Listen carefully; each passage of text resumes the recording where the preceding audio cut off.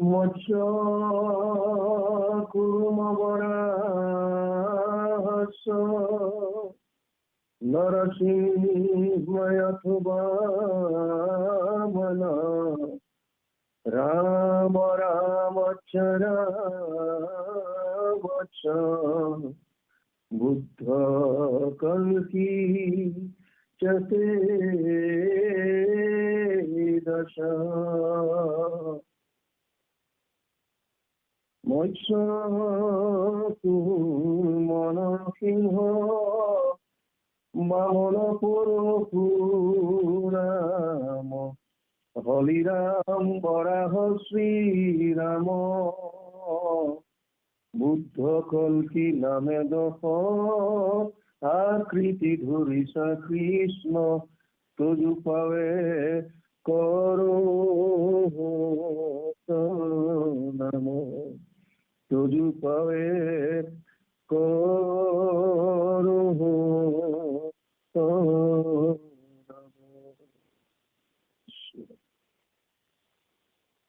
অসমীয়া সমাজৰ পথ প্ৰদৰ্শক একশৰণ হৰিনাম ধৰ্মৰ ভেটি প্ৰস্থাপক নৱ বৈষ্ণৱ যুগৰ প্ৰৱৰ্তক জগতগুৰু শ্ৰীমন্ত শংকৰদেৱৰ শ্ৰীচৰণত প্ৰণিপাত জনাই যশোৱাৰ লাল কংসৰ কাল নন্দৰ নন্দন উদ্ধৱৰ বন্দন গোপিনীৰ মন দৈৱকীৰ ধন গোৱালৰ গোপাল আৰু ভকতৰ কৃপাল স্বৰূপ সৰ্বজ্ঞ সৰ্বব্যাপ্ত সৰ্বাশ্ৰয়ী সৰ্বশক্তিমান পৰম পুৰুষ পৰম আনন্দ পৰম ঈশ্বৰ পৰম কৃপালু ভগৱান কৃষ্ণৰ পাদ পংকজ আষ্টাংগিক প্ৰণাম জনাই বৈকুণ্ঠৰ কল্পতৰু নাম বস্তুভাগক সাৰোগত কৰি দেৱৰো দুৰ্লভ নৰতনুধাৰী আজিৰ এই ভকতি প্ৰসাদ অনুষ্ঠানত সংলগ্ন হোৱা পৰম শ্ৰদ্ধাৰ বাপ বান্ধৱ আই মাতৃ যুৱক যুৱতী প্ৰমুখ্যে শিশু সমস্তৰ শৰীৰত নিৰ্বিৰাজমান দিব্য আমি অন্তৰৰ পৰা সেৱা জনাইছো।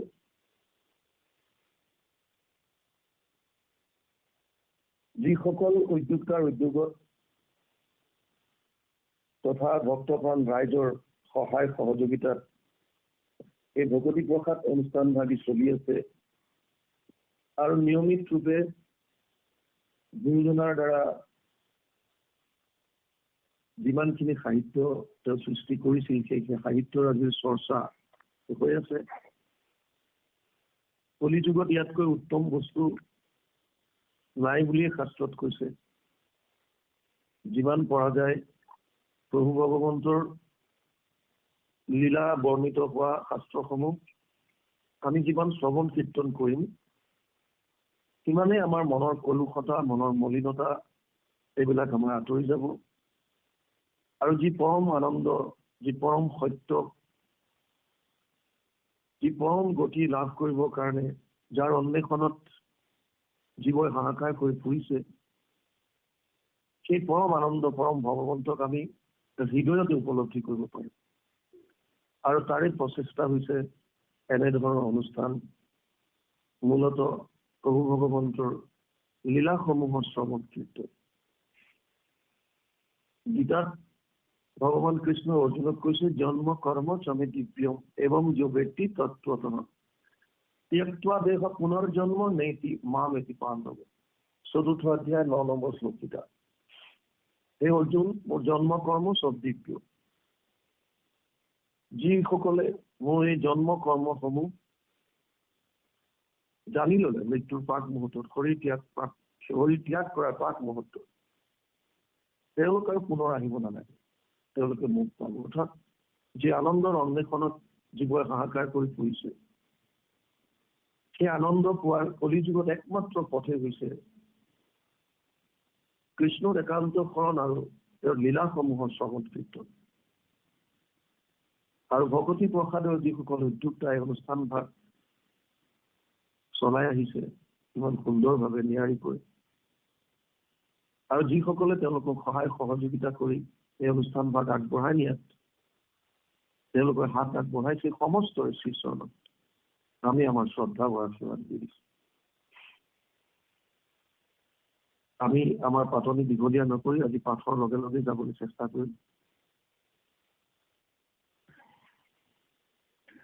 মাতটো অকমান বহি আছে, গতিকে অকমান কিবা অসুবিধা হলে আপোনালোকে ক্ষমা কৰিব। আজি আমাক দিছে 235 নম্বৰ পদ ভাগিৰ পৰা। পাঠলৈ যাওঁ আগতে। ইয়াত এতিয়া চলি আছে নৱকুশ আহিছে ৰামচন্দ্ৰ ৰাজসভাত আৰু ৰামায়ণৰ সেয়া গীত বৰ্ণন কৰি আছে। কালি আপোনালোকে হনুমন্তৰ জন্মৰ বিষয়ে খিনি আলোচনা কৰিলে। এতিয়া সীতাৰ বিষয়ে যেতিয়া গম পাইছে, তেতিয়া ৰামৰ কি গতি হৈছে সেইখিনি এতিয়া সুন্দৰভাৱে ইয়াত বৰ্ণনা কৰিছে। প্ৰথমতে তেওঁ অচেতন হল আৰু এতিয়া আজি বৰ্তমান 235 নম্বৰ পদ পাতিৰ পৰা সীতাক স্মৰণ কৰি কেনেকৈনো ইয়াত ৰামৰ কি অৱস্থা হৈছিল সেইখিনি সুন্দৰভাৱে আলোচনা কৰি গৈছে। আমি পদৰ লগে লগে অকমান আগবাঢ়িম। চেতন লোভিয়া প্ৰভু রাঘবে দুনাই অনন্ত সন্তাপয়াতি প্রিয়াক বরনাই সীতা শান্তি পতিব্রত চরিতা মুহুর বল্লভা উভান্বিতা গীতা এরম ভাগ্যে হেলো ভিলু ভার্যা কত পকাই হাততে বিধাতা তাক হরিলে দেখাই ভৈল পরিচ্ছেদা দেখা ই জন্ম কলাজি মহিষী পাতকী তুর ভৈলু ভাজি রাম ঘোর বনবাসে দুঃখে নহইলা দিন জান হরি নীলে রাবণে রহিল তাতে প্রাণ আতি হুচরিতা শান্তি জনক জিক হাতে বধি ভইল রাক্ষস ভিক। ৰামচন্দ্ৰ অচেতন হৈ গল। ইয়াৰ আগত আপোনালোকে পাইছে। এতিয়া চেতন লাভ কৰি ৰামচন্দ্ৰই নিজৰ পত্নী সীতাক স্মৰণ কৰি ক্ৰন্দন কৰি শান্তি প্ৰতিব্ৰতা সুচৰিতা মোহৰ বল্লভা শুভান্বিতা বিবাহিতা। সীতাৰ চৰিত্ৰটো এগৰাকী প্ৰতিব্ৰতা দেখাইছে। বিশেষভাৱে ৰামায়ণৰ ওপৰত ক'ব গ'লে বহুখিনি খেলি মেলি আহে। ৰামায়ণ এনেকুৱা এখন গ্ৰন্থ যাৰ বিভিন্ন ঠাইত বিভিন্ন ইয়াৰ ব্যতিক্ৰম দেখা যায়। বাল্মীকি ৰামায়ণত যি ধৰণে কাহিনীটো সুন্দৰভাৱে বনাই আনিছে আৰু আমি যিহেতুকে বাল্মীকি ৰামায়ণেই আমাৰ প্ৰধান, আমি সেইমতেই ক'ব লাগিব। কিন্তু ৰামচৰিত মানসত তুলসীদাসে তাতকে অকমান ব্যতিক্ৰম কৰিছে। আকৌ ৰামায়ণ গ্ৰন্থখন যেতিয়া বিভিন্ন আঞ্চলিক ভাষালৈ যেতিয়া অনুবাদ কৰিলে, তেতিয়া তাতো বিভিন্ন ধৰণৰ কাহিনী ইয়াত সোমাই দিলে। গতিকে যিবিলাক প্ৰচলিত কিছুমান কথা আছে সেইবিলাক হয়তো মূল বাল্মীকি ৰামায়ণত নাই। তথাপিও আমাৰ সমাজত তেনেধৰণে কিছুমান চলি আহিছে বা আমি মানি লৈছো তেনেকে। যি কি নহওক গুৰুজনাৰ মূল উদ্দেশ্য এটাই আছিল, তেওঁ যেতিয়া এখন হৰিনাম ধৰ্ম প্ৰৱৰ্তন কৰিছিল, তেওঁৰ উদ্দেশ্য আছিল যে মই এখন হৰিনাম ধৰ্মভাগ মই জীৱসমূহৰ ওচৰলৈ কেনেকে লৈ যাম, মনুষ্যৰ ওচৰলৈ কেনেকৈ লৈ যাম।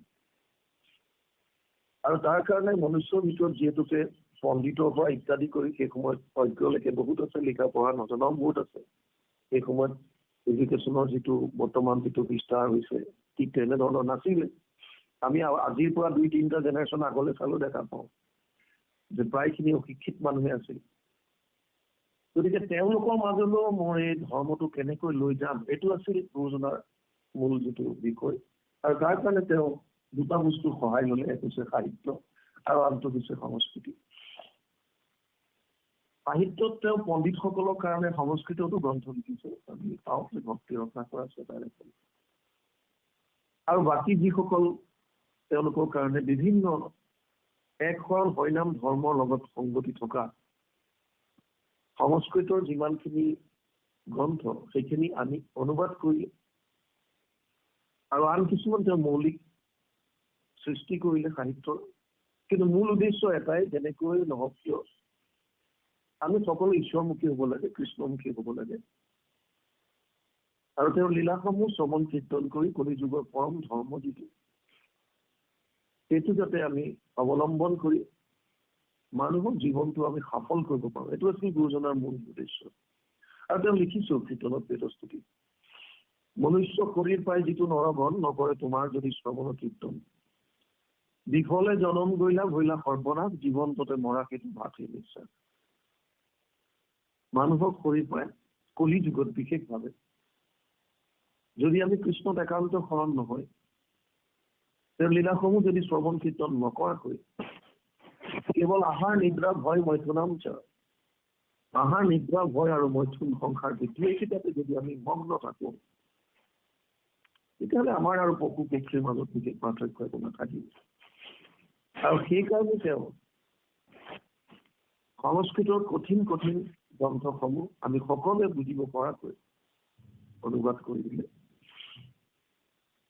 যাতে কলিযুগৰ মানুহে গুৰুজনাৰ যিমানখিনি গ্ৰন্থ আছে, সাহিত্যৰাজি আছে, লগতে তেওঁৰ অনুগামী যিসকলে এখন হৰিনাম ধৰ্ম হাত উজান দিয়াৰ বাবে তেওঁলোকৰ সৃষ্টিৰাজি কৰি থৈ গৈছে, সেইসমূহ যাতে আমি অধ্যয়ন কৰি নিয়মিতভাৱে শ্ৰৱণ কীৰ্তন কৰি মনৰ মলিনতা কলুষতা অন্তৰ পৰাই দূৰ কৰাই প্ৰভু ভগৱন্তৰ যাতে কাষ চাপিব পাৰোঁ, এইটোৱে আছিল তেওঁৰ মূল উদ্দেশ্য।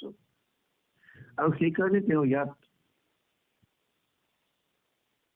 প্ৰভু ৰামচন্দ্ৰ যি অৱতাৰ, ভগৱান কৃষ্ণৰ মুখ্য অৱতাৰ মৰ্যাদাপূৰ্ণ শ্ৰীৰাম হিচাপে মানুহ হিচাপে জন্ম লাভ কৰি তেওঁ মৰ্যাদা সম্পন্ন হিচাপে কৰ্তব্যপৰায়ণ হিচাপে কি ধৰণে জীৱনটো নিৰ্বাহ কৰিব লাগে বা কৰিছিল, সেই সমস্তখিনি দেখুৱাইছে। এজন মানুহৰ পত্নীৰ বিয়োগত যি ধৰণে দুখ হয়, এই কথাখিনি তেওঁ ইয়াত প্ৰকাশ কৰিছে। প্ৰভু ভগৱন্ত ভগৱানৰ অৱতাৰ আমি সকলোৱে জানো, ৰামকৃষ্ণ কোনো পাৰ্থক্য নাই। গতিকে তেওঁ এয়া আমাক দেখুৱাবৰ কাৰণে কৰিছে বস্তুখিনি। সেইকাৰণে তেওঁ কৈছে হাঁহা সীতা শান্তি প্ৰতিব্ৰতা সুচৰিতা। সীতা এগৰাকী প্ৰতিব্ৰতা আছিল, ৰাৱণে হৰণ কৰি নিয়াৰ পাছতো তেওঁ নিজৰ প্ৰতিব্ৰতা বজাই ৰাখিছিল। যদিও ৰামে অগ্নি পৰীক্ষা লবলৈ বাধ্য হৈছিল, যাতে মানুহে তেওঁক দুআষাৰ নকয়, পিছত কোনেও যাতে আপত্তি কৰিব নোৱাৰে। কিন্তু মানুহক আপুনি কেতিয়াও কাৰো মুখত সোপালি ৰাখিব নোৱাৰে। আপুনি আপোনাৰ কৰ্তব্যত শাস্ত্ৰসন্মতভাৱে আগবাঢ়ি যোৱাৰ পাছতো সমালোচনা হ'বই আপোনাৰ। আপুনি যিমানেই ভাল কাম নকৰক কিয়, এচাম মানুহ আছে আপোনাক সমালোচনা কৰিব। কিন্তু ইয়াত ৰামচন্দ্ৰই দুটা বস্তু বৰ সুন্দৰ দেখাইছিল। লোক অপবাদ বা মানুহক সন্তুষ্ট কৰিবৰ কাৰণে, মানুহক সন্মান দি যোনে যেনেকৈ কৰিছে সেই ধৰণে মানিবৰ কাৰণে তেওঁ ৰাজধৰ্ম কেনেকৈ চলাই নিছিল, নিজৰ সুখ ত্যাগ কৰি, সেইটোও তেওঁ দেখুৱাইছিল দুটা ক্ষেত্ৰত। ৰাম সীতাক বনবাস দিয়াৰ সময়ত আৰু ইয়াত অগ্নি পৰীক্ষা হ'ব। কিন্তু ৰামচন্দ্ৰ জানে যে সীতা এগৰাকী পতিব্ৰতা, সেইকাৰণে ইয়াত কৈছে তেওঁ পতিব্ৰতা আৰু সুচৰিতা। মোৰ বল্লভা, মোৰ পত্নী সুভান্বিতা, তেজস্বী, সুভানু অন্বিতা, এইটো খণ্ডি হৈছে সূৰ্যৰ দৰে প্ৰকাশিত তেজস্বী আৰু বিবাহিতা স্ত্ৰী। ভাগ্যেহে লভিলো ভাৰ্যা, কত তপসায়, হাততে বিধাতা তাক কৰিলে দেখায়। কিমান ভাগ্যৰ মূলত মই তোমাৰ দৰে এগৰাকী পত্নী পাইছিলো।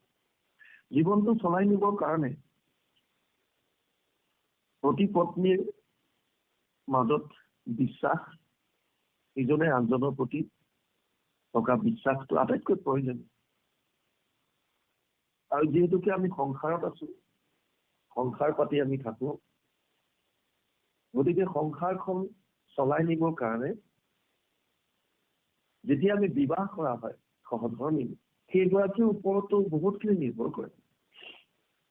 তেওঁ যদি অকণমান শাস্ত্ৰৰ পৰা আঁতৰি থকা বিধৰ হয়, ভোগবাদৰ প্ৰতি বেছিকৈ যদি তেওঁ প্ৰিয় হয়, আসক্ত হয়, তেতিয়া অকণমান খেলি মেলি সংসাৰখনত। আৰু এইটো ক্ষেত্ৰত আমি উদাহৰণো পাওঁ। শিৱই সতীক ত্যাগ কৰাৰ যিটো কাহিনী, ইয়াৰ মূলতো আছিল এয়াই। এবাৰ শিৱই সতীক ক'লে যে ব'লা ভাৰদ্বাজ ঋষিৰ ওচৰত গৈ ৰামায়ণৰ কথা শুনি, প্ৰভু ভগৱন্তৰ কথা শুনি। সেই সময়ত ত্ৰেতা যুগ চলি আছিল। সতীৰ মনত ভাৱ আহিল যে মোৰ স্বামী নিজে ভগৱান, আকৌ কাৰ কথা শুনিব দিয়ে? তাকো শুনিব বিচাৰিছে এজন ঋষিৰ পৰা। সেইজন ঋষিয়ে আকৌ আমাক আৰাধনা কৰে, আমাক সন্মান কৰে। তথাপিও স্বামীৰ কথা মানি পেলাই তেওঁ গ'ল, কিন্তু মনত কোনো শ্ৰদ্ধা নাই, কোনো ধৰণৰ শ্ৰদ্ধা নাই। গীতাত কৈছে শ্ৰদ্ধাৱান লব্ধতে জ্ঞানম তৎপৰিসংযতেন্দ্ৰিয়, জ্ঞানম লব্ধ্বা পৰম শান্তি অচিৰেণ অধিগচ্ছতি। ৪ৰ্থ অধ্যায় ৩৯ নম্বৰ শ্লোক গীতা। শ্ৰদ্ধাৱান জনেহে জ্ঞান লাভ কৰিব পাৰে। যদি আপোনাৰ এতিয়া বহুত শ্ৰৱণ কৰিছে, বহুত অনুষ্ঠান হৈছে, বৰ্তমান ভাগৱতৰ যেনেকৈ গীতা ভাগৱতৰ জোৱাৰ উঠিছে, কিন্তু বহুতে কেৱল ৰাজসিকতা কৰা দেখা যায়, পৰিলক্ষিত হয়, আনুষ্ঠানিকতা কালি ৰাখে। শ্ৰদ্ধা সহকাৰে শুনা শ্ৰোতা বহুত কম থাকে। ভগৱান কৃষ্ণই গীতাত কৈছো মনুষ্যানাম সহস্ৰেষু কচিত য়ততি সিদ্ধায়া য়ততাম অপি সিদ্ধানাম কচিত মাম ব্যক্তি তত্ত্বতমঃ। ৭ম অধ্যায় ৩ নম্বৰ শ্লোক গীতা। হাজাৰজনৰ মাজত কোনোবা এজনহে মোৰ ওচৰলৈ আহিবলৈ ইচ্ছা কৰে, আৰু তেনেকুৱা হাজাৰজনৰ মাজত কোনোবা এজনেহে মোৰ তত্ত্বটো লাভ কৰিব পাৰে। গতিকে শ্ৰদ্ধা নহলে নহব। সতীৰ মনত শ্ৰদ্ধা নাই, যদিও স্বামীৰ কথা ৰাখি পেলাই তেওঁ লগত গৈছে। ভৰদ্বাজ মুনিৰ আশ্ৰম পোৱাৰ লগে লগে ভাবিব যে শিৱ আৰু তেওঁৰ পত্নী সতীক দেখাৰ লগে লগে তেওঁ আসনৰ পৰা উঠি আহি আৰু দীঘল দি পৰি সেৱা কৰিলে। সতীৰ মনত আকৌ অহংভাৱ আহিল, ভগৱান বুলি গমেই পাইছো, আকৌ আমাক সেৱাও কৰিছে, এইজনৰ পৰা কি কথা শুনিব, কোন এনেকুৱা আছে? আৰু এইবাৰ লৈ গৈ শিৱ আৰু সতীক উচ্চ আসনত বহোৱালে আৰু ভৰদ্বাজ তলত বহি আদেশ কৰিবলৈ ক'লে। আৰু শিৱই ক'লে যে মই তোমাৰ পৰা ৰামচন্দ্ৰৰ বিষয়ে শুনিবলৈ আহিছো। সতীৰ মনত কোনো শ্ৰদ্ধা নাই, একেবাৰেই নাই। ভৰদ্বাজে কৈ আছে ৰামচন্দ্ৰৰ কথা, সেই সময়ত ত্ৰেতা যুগ আমি কৈছো। আৰু শিৱ একান্ত মনে তেওঁৰ স্বামী ভগৱান কৃষ্ণৰ লীলাসমূহ শ্ৰৱণ কৰি আছে।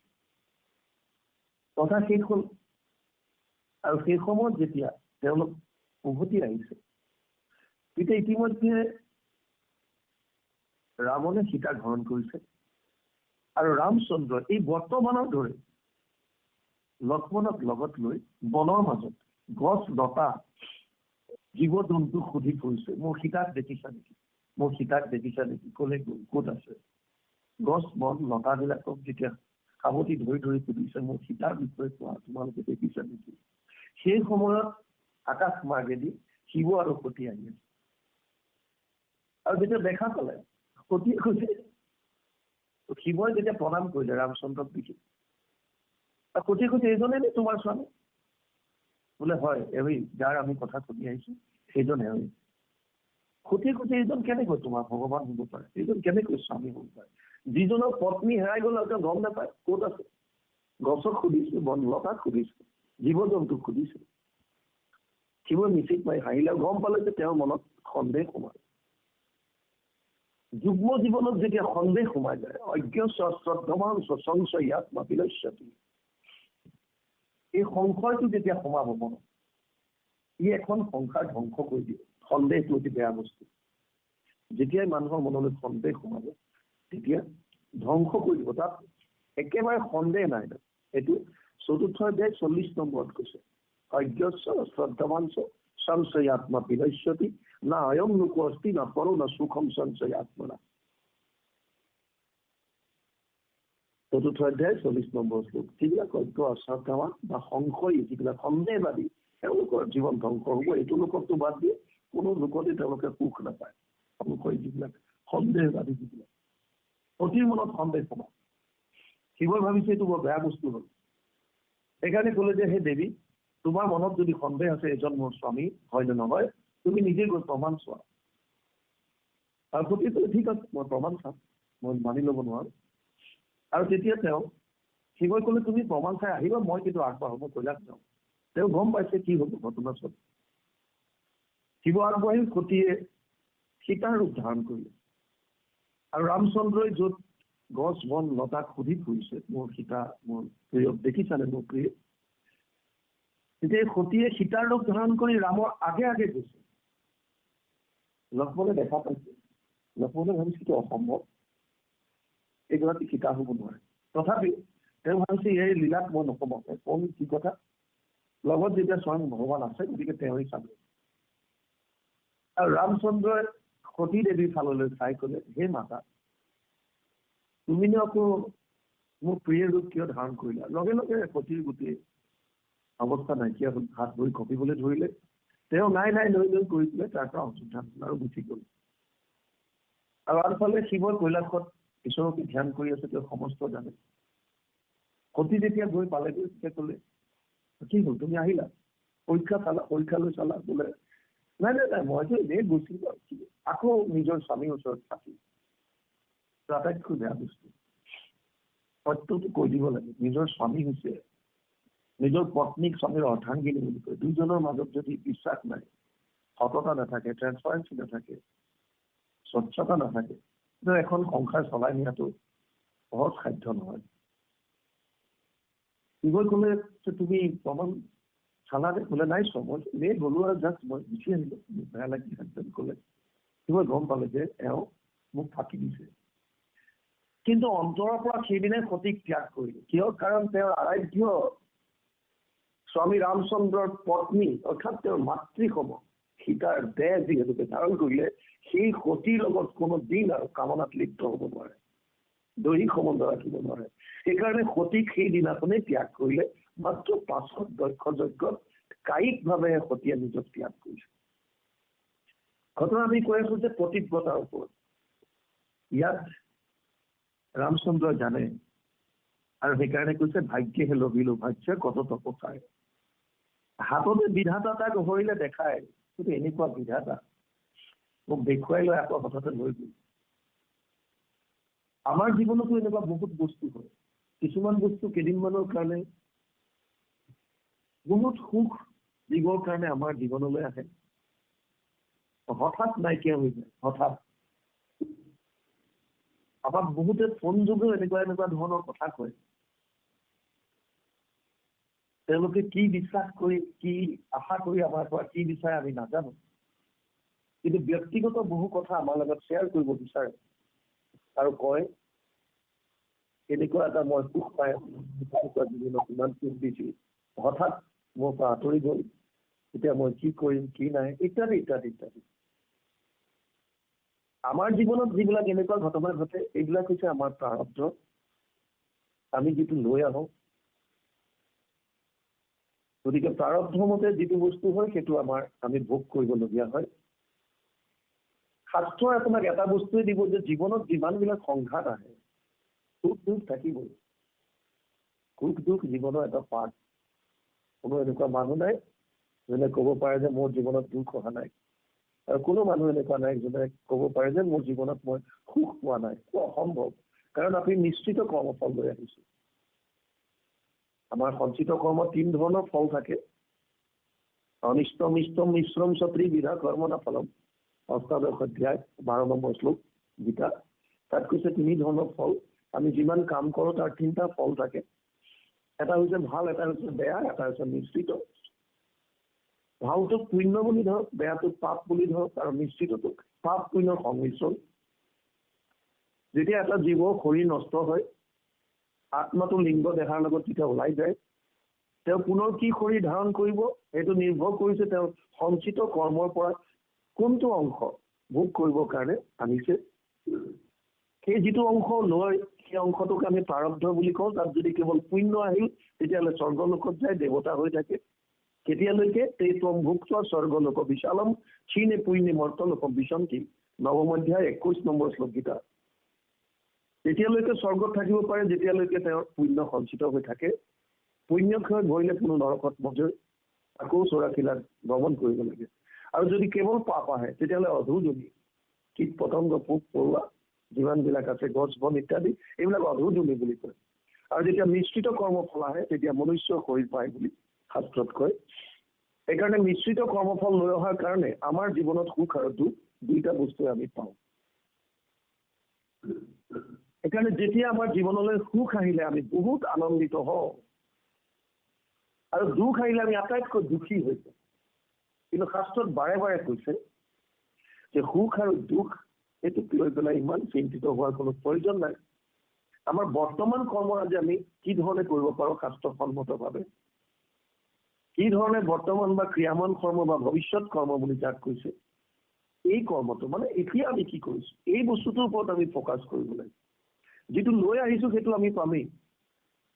প্ৰহ্লাদে যেনেকে দৈত্য শিশুসকলক কৈছে, দুখক লাগিয়া যেহেন পুৰুষে একো যত্ন নকৰে, তথাপিতো আমি মিলাওই দ্ৰব্যে অন্তে দুখ নাপাওঁ।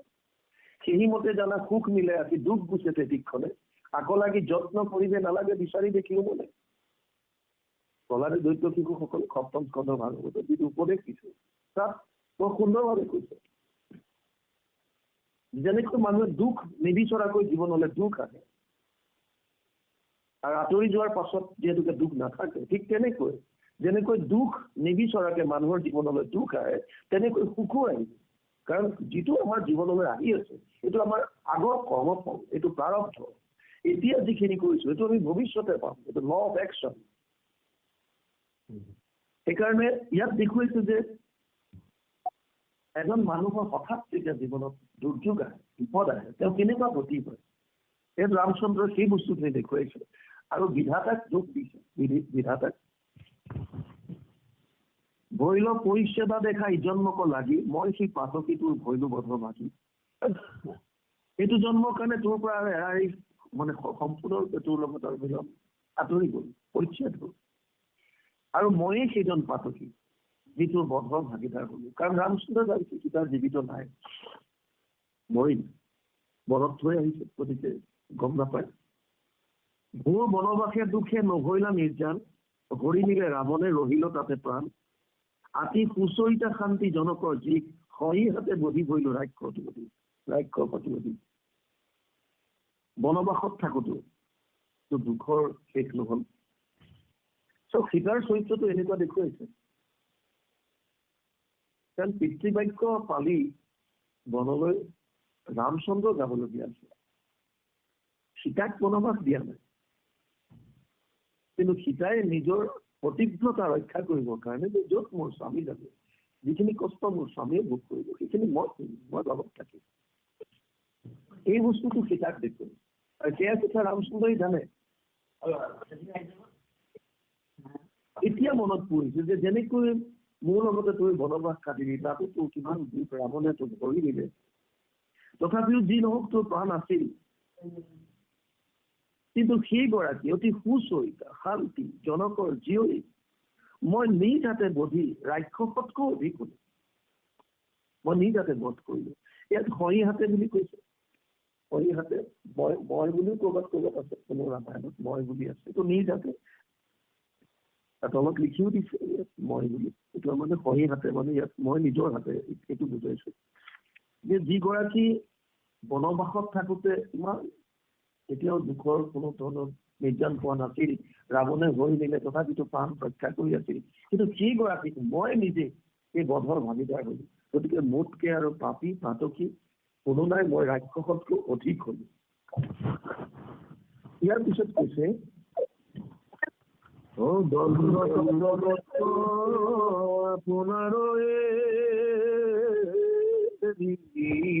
চিন্তা মুখে সেবিলি সতী তই সুচৰিতা পাখৰিব কিমতে কি হব তোৰ গুণ কিনুনি দাৰুণ মই পুৰুষ দাৰুণ।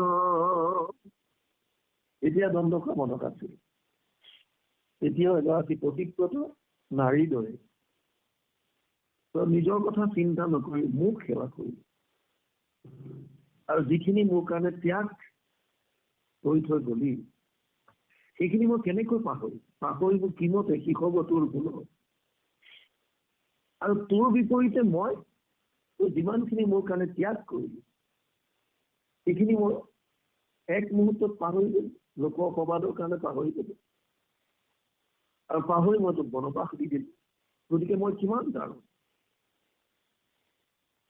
অপাৰ সাগৰে বান্ধিলো শিলা সেতু সমানভাৱে বধিলো ৰাৱণ যাৰ হেতু হেনয় প্ৰিয়াক মই তেজিলো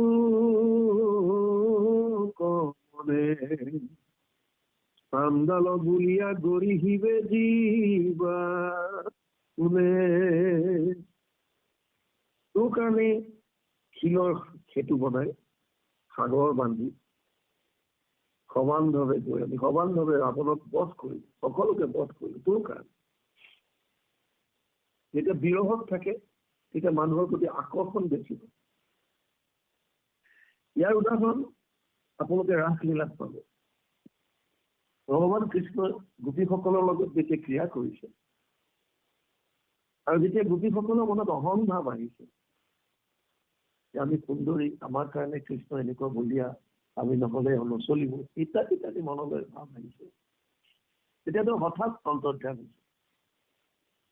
আৰু যেতিয়াই আপোনজন কাষত নাথাকে তেতিয়া মনটো বাৰে বাৰে তেওঁৰ চলিব, কিন্তু যেতিয়া লগত থাকে তেতিয়া অকণমান বেলেগ, আকৌ মনটো বেলেগলৈ যায়, আছেই আৰু কাষত।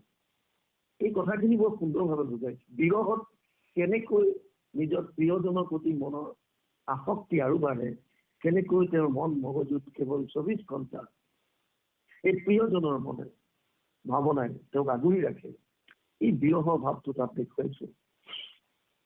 আৰু ইয়াতো যেতিয়া সীতাক হৰণ কৰি ৰাৱণে লৈ গল, তেতিয়া সীতা কাষৰ পৰা আঁতৰি গল, তেতিয়া ৰামচন্দ্ৰৰ যিটো গতি হৈছিল, প্ৰাণৰ প্ৰিয়েক বিচাৰি যেনেকৈ হাহাকাৰ হৈছিল, আৰু তাৰ কাৰণে তেওঁ যিকোনো কৰ্ম কৰিবৰ কাৰণে উদ্যত হৈছিল, আৰু তাৰে প্ৰতিফল স্বৰূপে ৰাৱণক বধ কৰি তেওঁ সীতাক উদ্ধাৰ কৰি আনিছিল।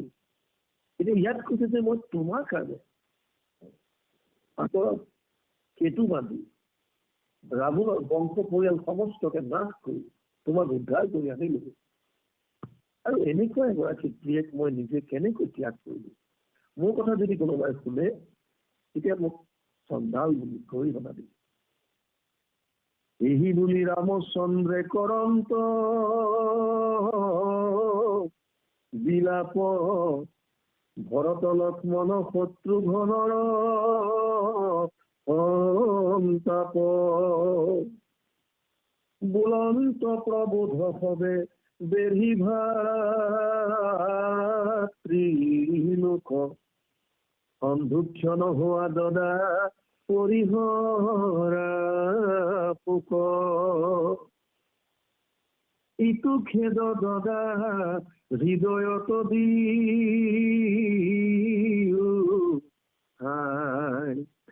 আৰু কি কান্দিলে সিটো জানকী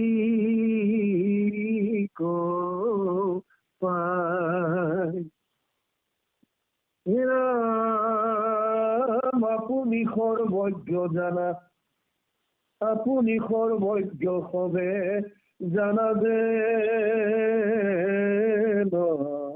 নই অসাৰ সংসাৰ ইটো হবে মায়া মই। ৰামচন্দ্ৰই যেতিয়া বিলাপ কৰি আছে তেতিয়া তেওঁৰ মাতৃ ভৰত লক্ষ্মণ শত্ৰুঘ্নে প্ৰমোদ দিছে, সান্তনা বাণী দিছে, দাদা তুমি দুখ ত্যাগ কৰা, কিয়নো এতিয়া কান্দি থাকিলে জানো তুমি জানকৈ কাকো পাবা? আৰু বিশেষভাৱে তুমি সৰ্বজ্ঞ, তুমি সকলো জানা। এই যি সংসাৰ, এই সংসাৰ হৈছে মায়াময়। অসাৰ সংসাৰ এইটো হবে মায়াময়। দুদিনৰ কাৰণে আমি পৃথিৱীলৈ আহো আৰু দুদিন সামৰি যাৰ যেতিয়াই শেষ হ'ব সেইমতে আমি গুচি যাব লাগে। যেনেকৈ আপুনি মই ক'ৰবালৈ যাত্ৰা কৰিলে, যেনিবা এজন মানুহ ট্ৰেইনত যাব ইয়াৰ পৰা দিল্লীলৈ, তেওঁ আগতে ডিচাইড কৰে মই কিহত যাম, ট্ৰেইনত কোনটো ক্লাছ হ'ব মোৰ কাৰণে। জেনেৰেল ক্লাছত যাম, শ্লিপাৰত যাম, AC first class, second class, AC 3 tyre, ক'ত যাম আগতে ডিচাইড হয়, টিকেট সেইমতে লয়। আৰু যি ধৰণৰ টিকেট তেওঁ পায়, যদি AC 3 টায়াৰত তেওঁৰ ৰিজাৰ্ভেশ্যন থাকে তেতিয়াহ'লে তেওঁ ট্ৰেইনত AC 3 টায়াৰত নিজৰ সুৰক্ষিত চিটতে বহিব আৰু তালৈকে যাব যলৈকে তেওঁ গন্তব্যস্থান, যলৈকে তেওঁ টিকেটটো লৈছে। এতিয়া যেনিবা তেওঁ ট্ৰেইনত উঠাই বহিছে চিটটোত, AC 3 টায়াৰত আমি দেখোঁ যে তাত 8টা চিট থাকে, চাইড বাৰ্ড 2টা লগাই, 3টা 6টা, আৰু ইফালে চাইড বাৰ্ড 2টা, 8টা। 8জন মানুহ আহিব তালৈ, এজন এজনকৈ আহিছে, হয়তো এটা ষ্টেচনত 2জন উঠিল, আন এটাত বেলেগ উঠিল, তাৰপিছত এজন উঠিল, এনেকৈ 8জন মানুহ তাত উঠিল। আৰু দীঘলীয়া যাত্ৰা, 2-3 দিন লাগে, গতিকে কথা বতৰা পাতি আনন্দিত হৈ এটা পৰিয়ালৰ দৰে হ'ল। খাওঁতে বওঁতে কিবা খাইছে, কিবা কৰিছে, একেলগে কৰিছে, আত্মীয়তাৰ দৰে হৈ গ'ল, সকলো এটা পৰিয়াল। কিন্তু যোনে যলৈকে টিকেট লৈছে তেওঁ তাত নামিবই লাগিব। বাৰু তেওঁ ক'ব নোৱাৰে যে মই দিল্লীলৈ যাম কাৰণে তই মোৰ লগত দিল্লীলৈকে ব'ল, অসম্ভৱ। যদি কোনোবা এজনে পাটনালৈ টিকেট লৈছে তেওঁ পাটনাত নামিব, কোনোবা মুজফ্ফৰপুৰ লৈছে তাত নামিব, কোনোবা লক্ষ্ণৌ লৈছে কোনোবা তাত নামিব, যোনে যলৈকে লৈছে, যাৰ টিকেট যলৈকে থাকে। আমিও তেনেকৈ একোটা প্ৰাৰব্ধ লৈ আহিছো, এই টিকেটটো লৈ প্ৰাৰব্ধ আমি লৈ আহিছো, ইয়াত লিখা আছে চব। আৰু এইটোও কৈছে গৰ্ভত থাকোঁতে 5টা বস্তু ফাইনেল হৈ যায়। আয়ু কৰ্মম চা বিত্তম চা বিদ্যা নিধনম এবচ পঞ্চৈতস্য সৃজন্তে গৰ্ভস্থস্য দেহিনাম। আয়ু, তেওঁ কিমান দিন থাকিব, কৰ্ম কেনেকুৱা হ'ব, টকা পইচা কেনেকুৱা হ'ব, আয়ু কৰ্মম চা বিত্তম চা বিদ্যা, বিদ্যা কেনেকুৱা হ'ব, আৰু নিধন, মৃত্যু কোনদিনা কেনেকৈ হ'ব, এই সমস্তখিনি ফাইনেল হৈ যায় মাতৃ গৰ্ভত থাকোঁতে। কিয়নো প্ৰাৰব্ধ আমি লৈ আহিছো, যিটো প্ৰাৰব্ধ আনিছো সেইমতে এইটো জীৱন চলিব। ইয়াত এতিয়া আমি যিখিনি কৰ্ম কৰিম সেইখিনি আমাৰ আকৌ ভৱিষ্যত আমি ইয়াৰ ফলটো পাই যাম, এই জন্মটো লাভ কৰিব পাৰে আপুনি।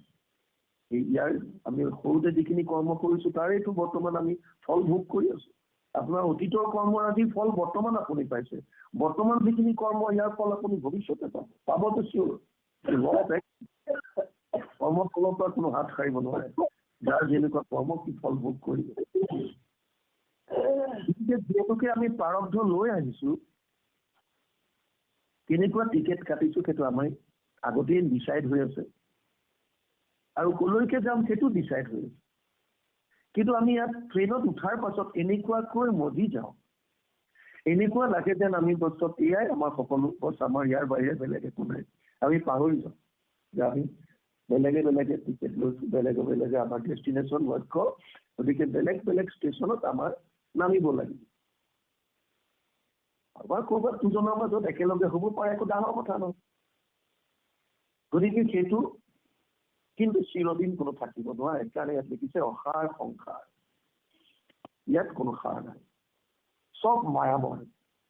মায়া মানে মা, মানে সংস্কৃতত মা শব্দৰ অৰ্থটো হৈছে নাইকিয়া, নাই। ইয়া মানে য'ত, য'ত নাই, য'ত নাই মানে যিটো বস্তু নাইকিয়া সেইটোৱে মায়া। আৰু গুৰুজনাইতো ইয়াৰ সুন্দৰ অনুবাদো কৰিছে, চতুশ্লোকী ভাগৱতত ভগৱান নাৰায়ণে ব্ৰহ্মাক যেতিয়া চতুশ্লোকী ভাগৱত কৈছিল তাত মায়াৰ বিষয়ে কৈছে ঋতেৰ্থ ইয়াত প্ৰতিয়ত না প্ৰতিয়ত চাত্মানি তদ বিদ্যাত্মনো মায়া যথা ভাষো যথাতম 2:9-34 দ্বিতীয় স্কন্ধৰ 9ম অধ্যায় 34 নম্বৰ শ্লোক। ইয়াৰে অনুবাদ গুৰুজনাই কৰিছে দ্বিতীয় স্কন্ধ ভাগৱতত। অবস্তুক দেখাওয়াই বস্তুক আৱৰি এইহে মোহৰ মায়া জানা দুষ্ট কৰি নাথাকিতো যেন দেখি চন্দ্ৰমা দুটৰ থাকিতো ৰাহুক যেন কেহু নেদেখে এইমতে মায়া আৰ কৰি ঈশ্বৰক আশাৰ বিষয় সদা দেখাওয়াই জীৱ। এইটোৱে হৈছে মায়াৰ মূল বস্তু। মায়া দুই ধৰণৰ, এক জীৱমায়া এক গুণমায়া। জীৱমায়া ইয়াত দুই ধৰণৰ আছে, এক হৈছে আৱৰণ, এক হৈছে বিক্ষেপণ। আৱৰণ যিটো শক্তি ই আমাৰ বুদ্ধিৰ ওপৰত এখন পৰ্দা দি দিয়ে, আমাৰ জ্ঞানৰ ওপৰত এখন পৰ্দা দি দিয়ে, যাৰ কাৰণে আমি আচল তত্ত্বটো অনুভৱ কৰিব নোৱাৰো, দেখা নাপাওঁ। যেনেকৈ ৰাতিপুৱা খোৱাৰ পৰা উঠি আমি আইনাখনত যেতিয়া মুখ চাওঁ তেতিয়া আমাৰ প্ৰতিবিম্ব আমি আইনাত দেখা পাওঁ, কিন্তু যদি আগদিনা ভয়ংকৰ ধুমুহা হ'ল, বাহিৰৰ ধূলি বালিয়ে ওলাই ঘূৰি আহি আইনাখনৰ ওপৰত যদি সম্পূৰ্ণ এটা ধূলি যদি লেয়াৰ বহি থাকে, এটা আৱৰণ বহি থাকে, তেতিয়া আমি ওচৰতে থিয় হলো, এই আৱৰণটো যেতিয়ালৈকে থাকিব তেতিয়ালৈকে আমাৰ প্ৰতিবিম্বটো আইনাখনত দেখা নাপাওঁ। ঠিক তেনেকৈ মায়াই এটা কাম কৰে, এখন পৰ্দা, এটা আৱৰণ, যাৰ কাৰণে আমাৰ ভিতৰতে থকা ভগৱন্তক আমি দৰ্শন কৰিব নোৱাৰো, আমি দেখা নাপাওঁ। আৰু আনটো হৈছে বিক্ষেপণ, মনটোক আঁতৰাই পঠিয়াই কলৈ সংসাৰলৈ। আমি জানো, দেখি আহিছো, প্ৰত্যেকজন মানুহে জানে জীৱনটো চিৰস্থায়ী নহয়। জনম লৈছো যেতিয়া মৃত্যু নিশ্চিত, জাতস্য হি ধ্ৰুৱ মৃত্যু ধ্ৰুৱ জন্ম মৃতস্য চ তস্মাৎ পৰিহাৰ্যতে না ত্বম শুচিতুমাৰ্হসি। দ্বিতীয় অধ্যায় 27 নম্বৰ শ্লোক গীতা। অৰ্জুনক কৈছে, হে অৰ্জুন, জন্ম ললে মৃত্যু নিশ্চিত আৰু মৃত্যু হলে পুনৰ জন্ম নিশ্চিত। ইয়াক লৈ সুখ কৰাৰ কোনো কাৰণ নাই। আমিও জানো মানুহৰ মৃত্যু দেখি আহিছো, কিন্তু হঠাৎ যেতিয়া কোনোবা আপোন বুলি যাক আপোন, এইটো এটা মায়াৰে খেল। আপোন বুলি কওঁ কিয়? কাৰণ আমি শৰীৰটোক মই বুলি ভাবিলো। শৰীৰটোক মই বুলি ভাবি শৰীৰৰ লগত সম্বন্ধ থকা, শৰীৰৰ লগত সম্পৰ্ক থকা বস্তু বা ব্যক্তিখিনিক মই বুলি ভাবিলো, আপোন বুলি ভাবিলো। আৰু যাক আমি আপোন বুলি ভাবিলো সেইসকলৰ প্ৰতি আমাৰ মোহ হ'ল। আৰু মোহ হোৱাৰ মানে যেতিয়া সেই বস্তু বা ব্যক্তি কিবা যেতিয়া হানি হ'ল, বিঘিনি হ'ল, তেতিয়া আমি সুখ অনুভৱ কৰোঁ। এইটোৱে হৈছে মায়াৰ খেল। এই সত্যটো আমি জানো, জানিও বাৰে বাৰে পাহৰো।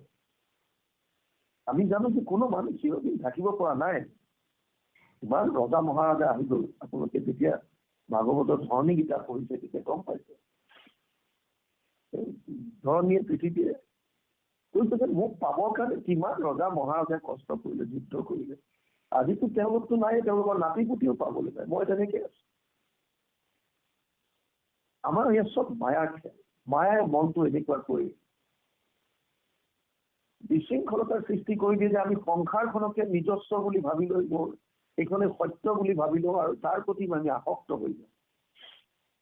ইয়াত মাতৃসকলে ৰামচন্দ্ৰক বুজনি দিছে, যিজন সৰ্বজ্ঞ, কেৱল আমাৰ কাৰণে দেখুৱাইছে। আৰু তেওঁ কৈছে এইখন অসাৰ সংসাৰ, যে চব মায়াময়, চব মায়াৰ খেল।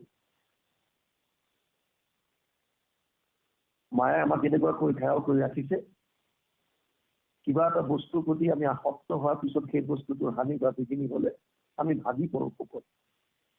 ভগৱানৰ প্ৰতি অশ্ৰদ্ধা আহি যায়, মানুহে ভগৱানক গালি পাৰে।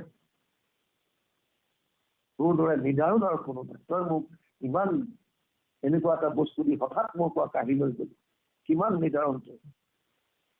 এয়া আমাৰ ঐক্যতা। কেইদিনমানৰ কাৰণে আহে আমাৰ সংসাৰত, আমি পৰিয়ালত, যোনে নহওক আমাৰ জীৱনলৈ, আমাৰ হাতলৈ, আৰু নিৰ্দিষ্ট সময়ত তেওঁ আঁতৰি যাব। এইটোক লৈ শোক কৰাৰ কোনো প্ৰশ্নই নাথাকে। কিন্তু যেতিয়াই আমাৰ যেতিয়া মোহটো বৃদ্ধি হৈ যায়, শৰীৰৰ প্ৰতি আসক্ত হয়, শৰীৰ সম্বন্ধীয় বস্তু বা ব্যক্তিৰ প্ৰতি মোহ উৎপন্ন হয়, আৰু মোহ উৎপন্ন হলে সেই মোহত থকাৰ কাৰণে কিবা বস্তুৰ হানি বিঘিনি হলে আমি সুখ পাবলগীয়া হয়, সন্তাপ হবলগীয়া হয়। এই বস্তুটোৱে ইয়াত এতিয়া ৰামচন্দ্ৰই দেখুৱাইছে আৰু ভাতৃকেইজনে তেওঁক বুজনি দিছে আৰু কৈছে যে ইয়াৰ চব মায়াময়। পুত্ৰ দ্বাৰা বান্ধৱ যতে কপুৰি কৰ, হেন জানা সবে সুখ সন্তাপৰ ঘৰ। ক্ষণকে সংযোগ হুৱে, ক্ষণকে বিয়োগ, মিছা বিষয়ত কিছু নাহি সুখ ভোগ। পুত্ৰ কওক, পত্নী কওক, বান্ধৱ কওক, যোনে নকওক, চব হৈছে সন্তাপৰ ফল। কিয়? আপোনাক শাস্ত্ৰৰ এটা বৰ ডাঙৰ কথা আছে। শাস্ত্ৰ যদি আমি পঢ়ি যাওঁ, যদি প্ৰপাৰলি বস্তুটো বুজি লোৱা নহয়, তেতিয়াহ'লে ইয়াৰ কিন্তু খুব এটা বিপৰীত অৰ্থ সমাজলৈ গুচি যায়। এতিয়া ইয়াত যদি চিম্পল ভাৱে চোৱা যায়, পুত্ৰ দ্বাৰা বান্ধৱ যতে পৰিকৰ, হেন জানা সবে সুখ সন্তাপৰ ঘৰ। পুত্ৰ পত্নী বান্ধৱ যত যিমান আছে চব সন্তাপৰ ঘৰ। এই বুলি যদি ভাবি লৈ যদি কোনোবাই ভাবে যে এয়া চব বিয়া বাদ দি দিব লাগে, কোনো কাম নাই, তেতিয়াহ'লে সেইটোতো একেবাৰে ভুল কথা। একেবাৰে ভুল, এইটো কোনো পোৱা নাই। আৰু গুৰুজনাৰ মেইন যিটো মানে কি কম, গুৰুজনাৰ অদ্বিতীয় যিটো এটা মত, পৃথিৱীত যিমান ধৰ্ম আছে প্ৰায়বিলাক ধৰ্ম বেলেগ ধৰণৰ, আৰু গুৰুজনাটো অদ্বিতীয়। ইয়াৰ কাৰণ নিমিলে। গুৰুজনাই কৈছে সংসাৰতে থাকা, ইয়াত কৰাৰ প্ৰয়োজন নাই, একো নাই। কিন্তু ডাঙৰ কথা হৈছে আসক্ত নহবা, এইটোৱে আচল কথা। যদি আমি আসক্ত হওঁ, যদি মোহ হয়, যিটো অৰ্জুনৰ হৈছিল, কথম ভীষ্ম সংসকে দ্ৰোণচ মধুসূদন এইসবি প্ৰতি উৎসাহী পূজাৰ হৰিসূদন। দ্বিতীয় অধ্যায় 4 নম্বৰ শ্লোক গীতা। মই কেনেকৈ ভীষ্মৰ লগত যুদ্ধ কৰিম, কেনেকৈ মই দ্ৰোণাচাৰ্যৰ লগত যুদ্ধ কৰিম, এয়াতো মোৰ মানে শ্ৰেষ্ঠজন জ্যেষ্ঠজন, মই কেনেকৈ পাৰিম? তো পূজাৰ কাৰণে যোগ্য, সেৱাৰ কাৰণে যোগ্য এনেকুৱা ব্যক্তিৰ লগত মই যুদ্ধ কৰিব নোৱাৰো। কিয়? কাৰণ তেওঁ মোহত আছে। মোহ কিহৰ কাৰণে? শৰীৰটোক মই বুলি ভাবি লৈছে আৰু শৰীৰ সম্বন্ধীয় বস্তুখিনি ভাবিছে। আধ্যাত্মিকতাত তেওঁ নিজে উত্তৰণ তেতিয়ালৈকে ঘটাব পৰা নাই। ইয়াত কৈছে যে পুত্ৰ পত্নী যোনে নহওক কিয়, সন্তাপৰ ঘৰ তেতিয়ালৈকে হ'ব যেতিয়ালৈকে আপুনি যদি আসক্ত হয়। নাও এখন পানীত থাকে, নাও পানীত থাকেই, এইটোতো ডাঙৰ কথা নহয়, এইটো একো চিন্তা কৰিবলগীয়া বিষয় নহয়। নাও পানীতে থাকে। কিন্তু নাওত যেতিয়া পানী সোমাই যায়, তেতিয়া চিন্তনীয় বিষয়। এইটো বৰ ডাঙৰ কথা। যেতিয়া আমি বিষয়ত সোমাই যাম, আসক্ত হৈ যাব, তেতিয়া আপুনি দুখ পাব। কিন্তু যদি আপুনি আসক্ত নহয়, নিজৰ কৰ্তব্য যদি 100% কৰি যায়, মোৰ সন্তানৰ প্ৰতি যি কৰ্তব্য মই 100% কৰিছো, মোৰ পত্নীৰ প্ৰতি যি কৰ্তব্য মই 100% কৰিছো, মোৰ সমাজৰ প্ৰতি যি কৰ্তব্য মই 100% কৰিছো, যাৰ প্ৰতি যেতিয়া যিটো ধৰণৰ যিটো কৰ্তব্য 100% দিম, কৰ্তব্য কৰক, নিজৰ কৰ্ম কৰি। শাৰীৰিক যিটো ধৰ্ম সেইটো আপুনি কৰক শাস্ত্ৰসন্মতভাৱে। কিন্তু আমাৰ যিটো মূল উদ্দেশ্য, যিহেতুকে আমি আত্মাৰ যিটো মূল উদ্দেশ্য পৰমাত্মাক লগ পোৱা, পৰমাত্মাৰ কাষ চাপা, সেইটো আমি পাহৰিব নালাগে। যাৰ কাৰণে আধ্যাত্মিকতাৰ প্ৰয়োজন। যদি এজন মানুহে কেৱল শাৰীৰিক ধৰ্মই পালন কৰি আছে আৰু নিজক মই শৰীৰ বুলি ভাবি লৈ আসক্ত হৈ পৰিছে, তেতিয়াহ'লে তেওঁ মোহত থাকিব। আৰু যিটো গতি অৰ্জুনৰ হৈছিল, শোক মোহ মহা অংক মাজে অৰ্জুনৰ মগন হৈ লাগিছিল, যিটো আমাক মহাপুৰুষ মাধৱদেৱে ঘোষাত লিখি দি গৈছে, সেই অৱস্থাটো হ'ব।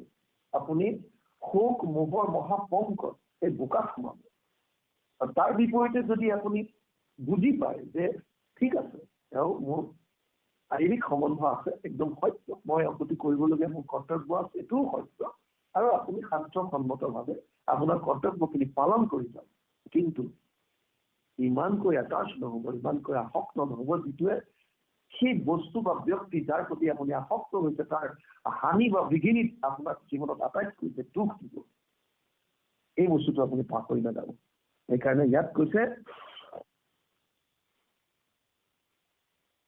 বুলন্ত প্ৰভূত হবে দেৰিত মাতৃ আপুনি সৰ্বজ্ঞভাৱে জানা নয় পুত্ৰ দ্বাৰা বান্ধৱ যতেক পৰিকৰ হেন জানা পাবে শোক সন্তাপৰ ঘৰ ক্ষণকে সংযোগ হৈ ক্ষণকে বিয়োগ মিছা বিষয়ত কিছু নাহি সুখ ভোগ। বাৰে বাৰে আমি পাওঁ যে বিষয়ত যিটো আমি সুখ দেখো সেইবিলাক মিছা। বাৰে বাৰে আপোনালোকে ভাগৱততো পাইছে, বিভিন্ন গ্ৰন্থ যেতিয়া অধ্যয়ন কৰিব চবতে লিখিব।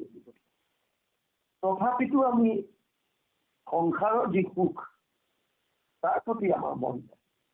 এতিয়া আপোনালোকে শাস্ত্ৰ শুনি আছে, এতিয়া আপোনালোকে এইখিনি কথা শুনি আছে, যেতিয়াই মোবাইল অফ কৰিব আকৌ যেতিয়া সংসাৰলৈ ঘূৰি আহিব, তেতিয়াই আকৌ যেতিয়া সংসাৰত ভোগ পাবৰ কথা আহিব, তেতিয়াই মনটো আকৌ যাব কেনেকৈ এইটো কৰিব পাৰোঁ, কেনেকৈ অমুক কৰিব পাৰোঁ, কেনেকৈ তমুক কৰিব পাৰোঁ। আৰু সৎভাৱে ধৰ্মক ৰাখি পেলাই যদি কয় তেতিয়া কোনো আপত্তি নাই। কিন্তু আশা পাশা সতীৰ বদ্ধ কাম ক্ৰোধ পৰায়ণা ইহন্তে কাম ভোগাৰ্থম অন্যায় অৰ্থ সঞ্চয়। অষ্টাদশ অধ্যায় 12 নম্বৰ শ্লোক কিতাপ। আশাৰ পাছত বন্দী হৈ মানুহে দুৰ্নীতিৰ দ্বাৰা অৰ্থ সঞ্চয় কৰাত লাগে, সেইটোৱে ডাঙৰ কথা, সেইটো অতি ডাঙৰ কথা। মিছা বিষয়ক লাগি এতিয়া কিহৰ কাৰণে আমি সংসাৰৰ প্ৰতি আকৃষ্ট হওঁ?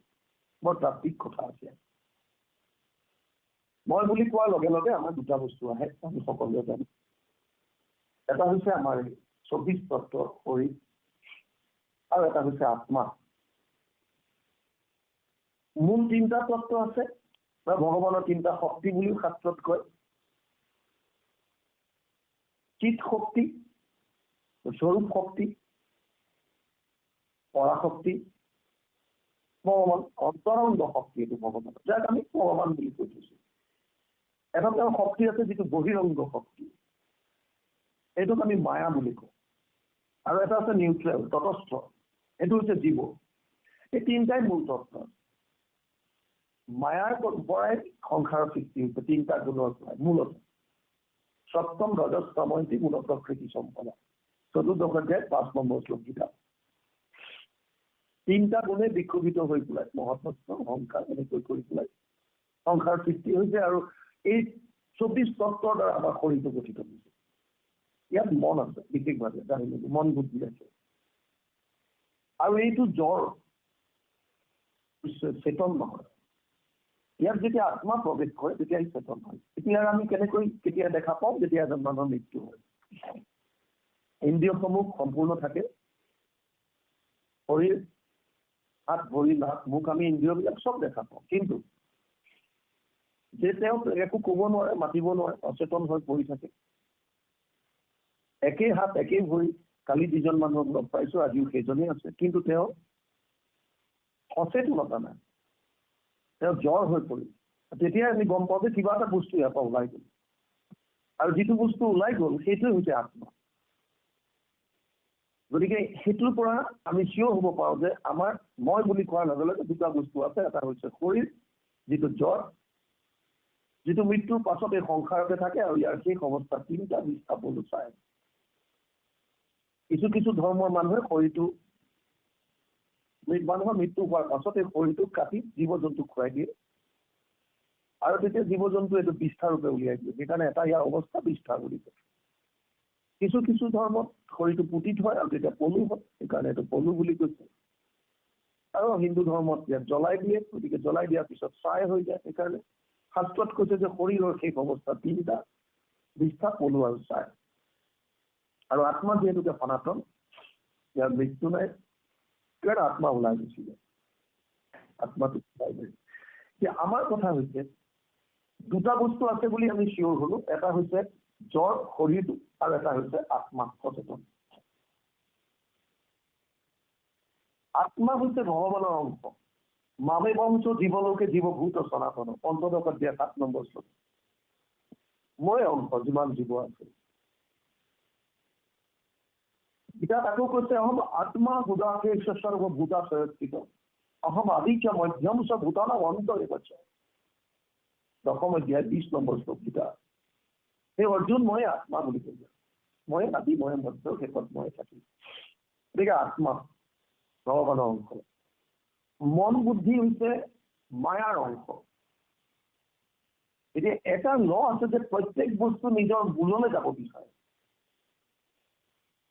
যেনেকৈ বৰষুণ আহিলে পানীখিনি নদী নলা নৰ্দমা হৈ সাগৰলৈ যাব বিচাৰে। বন্তি এগছ জ্বলাই দিলে শিখাডাল যেনেকৈ ওপৰলৈ যাব বিচাৰে, সূৰ্যৰ ফাললৈ আকাশৰ ফাললৈ গতি কৰিব বিচাৰে, ঠিক তেনেকৈ আত্মাটো পৰমাত্মাৰ ওচৰত যাব বিচাৰে আৰু মনটো সংসাৰ মায়াৰ ফাললৈ যাব বিচাৰে। সংসাৰ কি বিচাৰো আমি? আনন্দ। প্ৰত্যেক জীৱই আনন্দ বিচাৰিছে। বৰ্তমান পৃথিৱীৰ 800 কোটিৰ ওপৰত মানুহ আছে, যদিও কাৰো লগত কাৰো মিল নাই। আনকি আমাৰ ফিংগাৰ প্ৰিণ্টছো নিমিলে ইজনৰ প্ৰতি আনজনৰ। তথাপিও এটা বস্তুৰ মিল আছে যে আমি সকলোকে আনন্দ লাগে। মনটো আনন্দ বিচাৰিছে, আত্মায়ো আনন্দ বিচাৰিছে।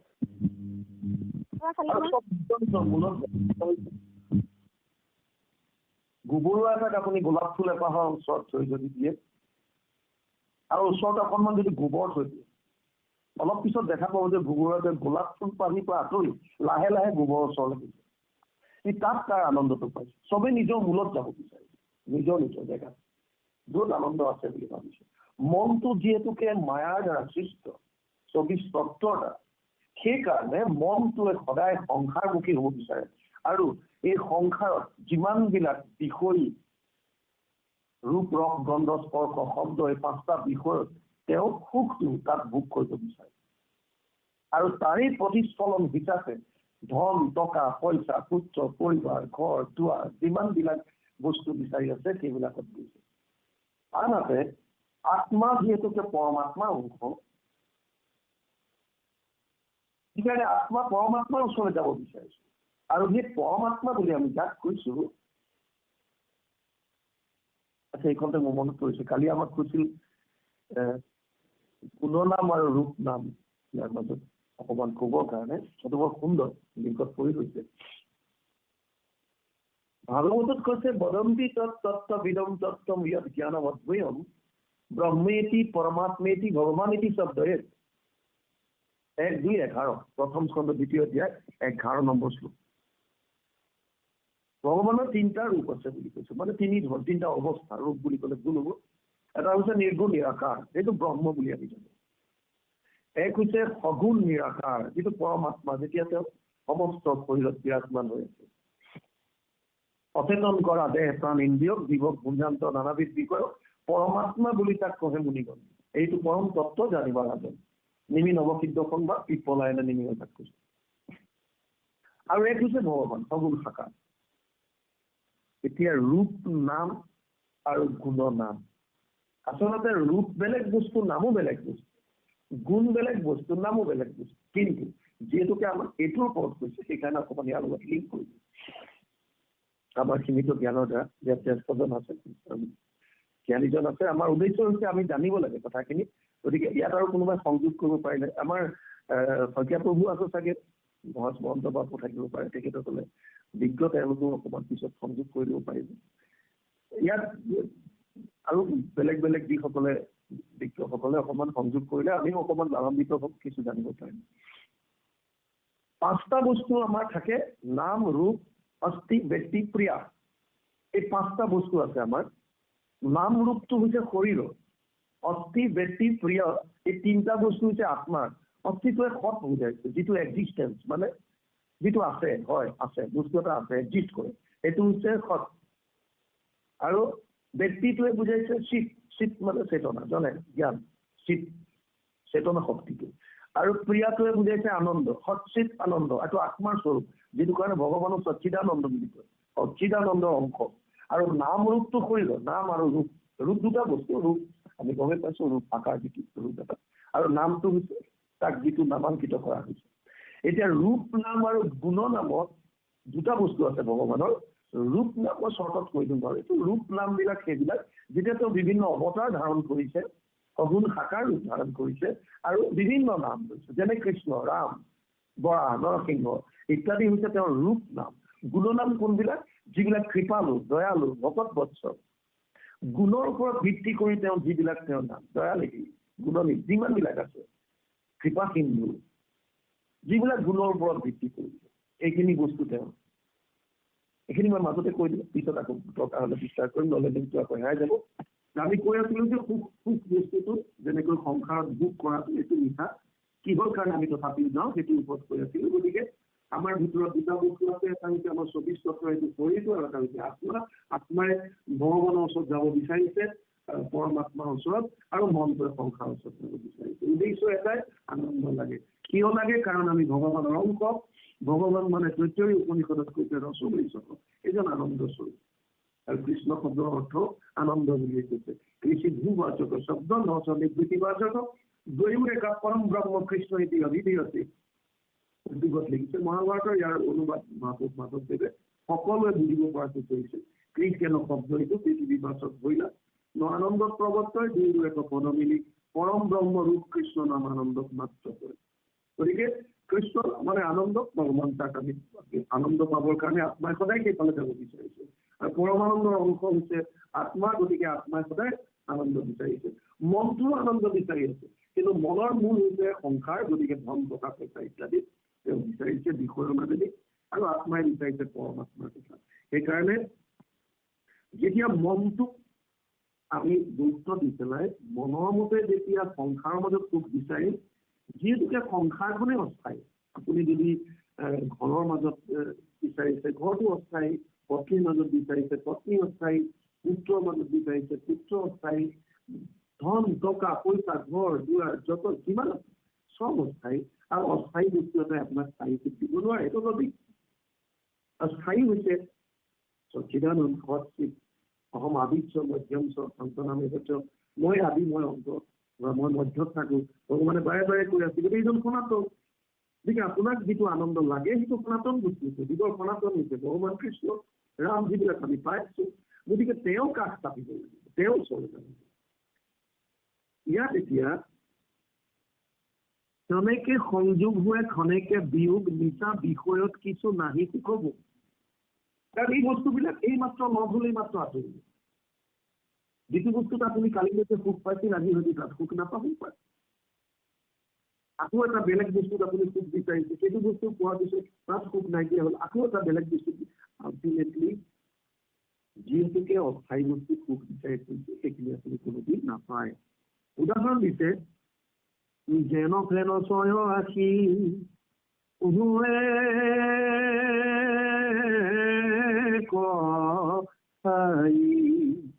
জলৰ বেগত জাজিতিলেকে মিলাই বান্ধৱৰ সমাগম চিৰ ধৈৰ্যকে ঔষধ দাদা আপদ ব্যাধিৰ। যেনেকৈ ফেনবিলাক যেতিয়া নদীৰ পানীবিলাক খুব খুব আহে, তাৰপিছত ফেন উঠে। ফেনবিলাক যেনেকৈ আহে ইফালে সিফালে লগ হৈ আকৌ কণ্টেক্টতে নাইকিয়া হৈ যায়। ঠিক তেনেকৈ মানুহৰ জীৱনটো অস্থায়ী বিভিন্ন ধৰণে শাস্ত্ৰত বৰ্ণনা কৰিছে। উদাহৰণ দিছে, ইয়াত জলৰ ৰেখা বুলি কয়, কচুপাতৰ পানী বুলি কৈছে, বিজুলীৰ চমক বুলি কৈছে, ইত্যাদি ইত্যাদি বহুত কৈছে। মূল তত্ত্বটো হৈছে বান্ধৱৰ সমাগম তেনৰ অসীম। অসীম স্থিৰতা হৈছে। আমি অকমান আগতে কৈছো যে যিমান বস্তু সংসাৰ আছে চব অস্থায়ী, ইয়াৰ কোনো স্থায়িত্বতা নাই, লংজিভিটি নাই। আৰু যিটো বস্তু স্থায়ী নহয়, যিটো বস্তু অস্থায়ী, তাৰ মাজত আমি স্থায়ী বা পাৰ্মানেণ্ট সুখ বিচৰাটো এইটো আমাৰ অজ্ঞতা, আমি নজনাৰ কাৰণে কৰিছো। যিদিনাই অনুভৱ হ'ব অন্তৰৰ পৰা, সেইদিনাই আপুনি আচল আনন্দৰ যিটো অন্বেষণত ওলাব। আৰু সেইদিনাৰ পৰাই আপুনি গম পাব যে আপোনাৰ হৃদয়ত আপুনি পৰম আনন্দ আমি অনুভূতি আপোনাৰ উপলব্ধি কৰিব পাৰিম। যিদিনাই আপোনাৰ এই বস্তুটো অনুভৱ হ'ব যে মোৰ ট্ৰেকটো, মোৰ যিটো লক্ষ্য, মই কোনফালে ঘূৰা হৈছোঁ। আমাৰ বহুতে জীৱনত দুখৰ কৰি দুখ পাইছো, কিহৰ কাৰণে? কাৰণ আমি কৃষ্ণৰ বিপৰীত দিশত গৈ আছো। বিপৰীত মানে কৃষ্ণ হৈছে আনন্দ, আনন্দৰ বিপৰীত দিশত গতি কৰিলে আপুনি আনন্দৰ পৰা দূৰেই গ'ল, এতিয়া ওচৰ গ'ল। আৰু যিসকল আপোনালোকৰ দৰে ভকত বৈষ্ণৱ, যিসকল কৃষ্ণমুখী হ'ল, তেওঁলোকে আনন্দ উপলব্ধি কৰিলে।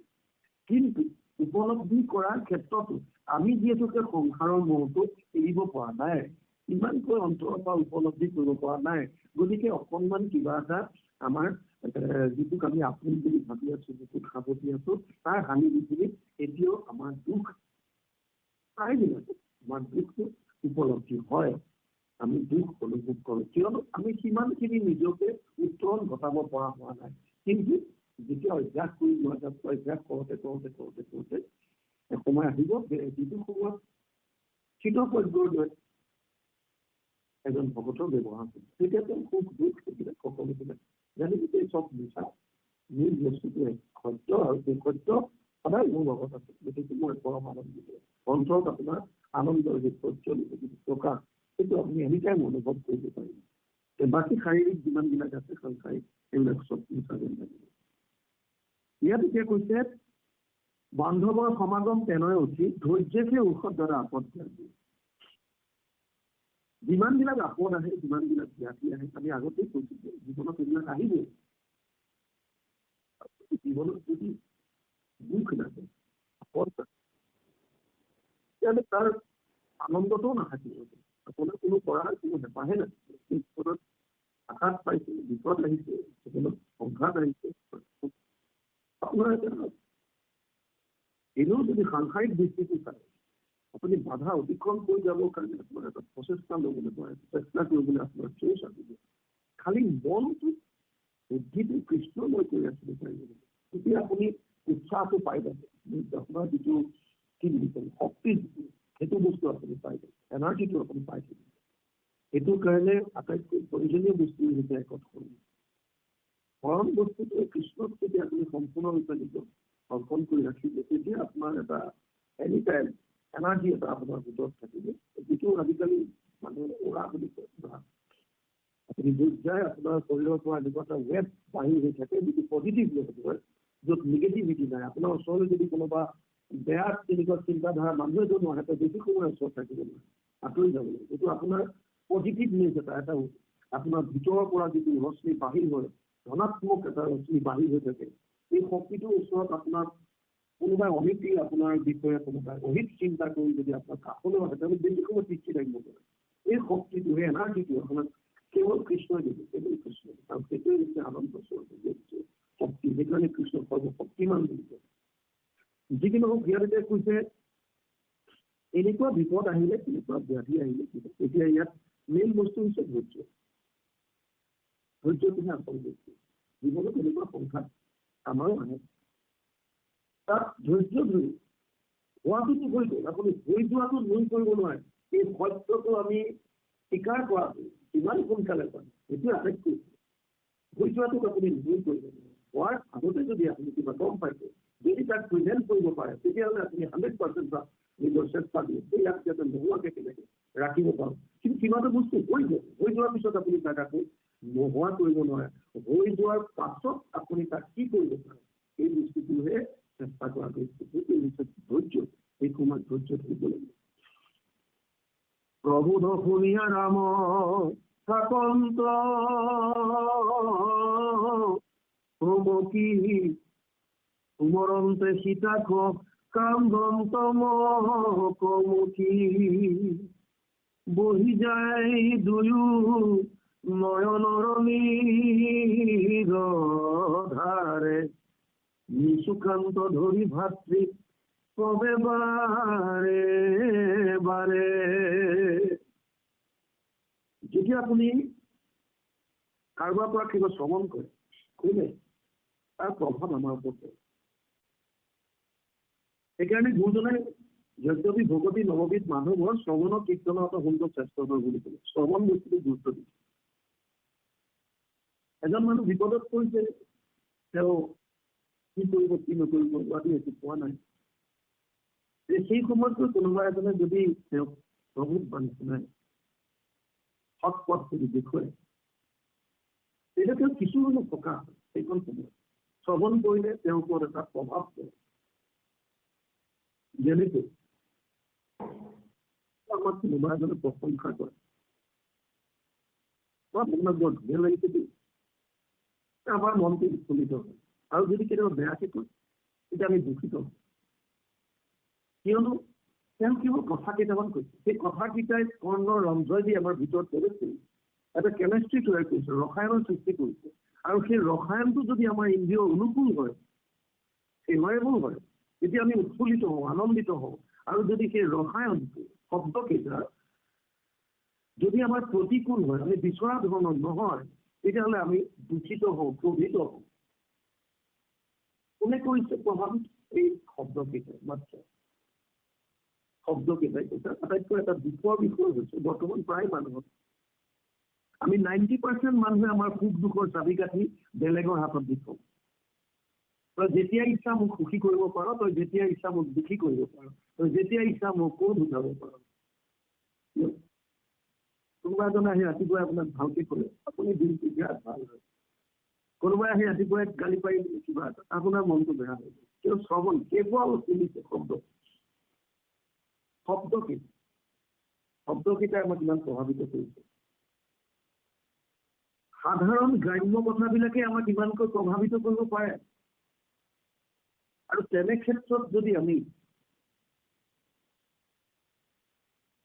কৃষ্ণৰ লীলাসমূহ শ্ৰৱণ কৰোঁ, তেতিয়া এই লীলাসমূহে আমাক একো কৰিব নোৱাৰিব। আৰু